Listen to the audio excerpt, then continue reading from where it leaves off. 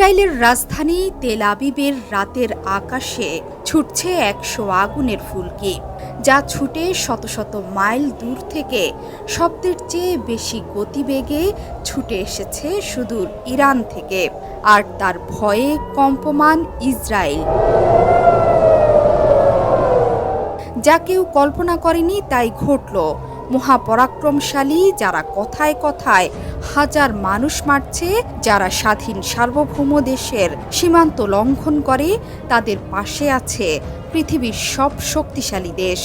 সেই ইসরায়েলে আঘাত হানল ১০০ মিসাইল। আর শেষ পর্যন্ত কথায় নয়, সাহস করে কাজে পরিণত করে দেখালো মধ্যপ্রাচ্যের সিংহ ইরান।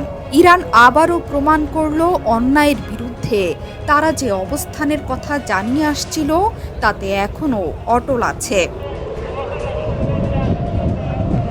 স্থানীয় সময় মঙ্গলবার রাতে গুরুত্বপূর্ণ কৌশলগত শহর জেরুজালেম এবং হাইফার পাশাপাশি পুরো ইসরায়েল জুড়ে আকাশে ইরানি ক্ষেপণাস্ত্র দেখা গেছে। ক্ষেপণাস্ত্র হামলা শুরুর পরপরই ইসরায়েল জুড়ে সতর্কতা সাইরেন বাজতে শুরু করেছে। নিরাপদ আশ্রয়ের সন্ধানে ছুটছে ইসরায়েলিরা।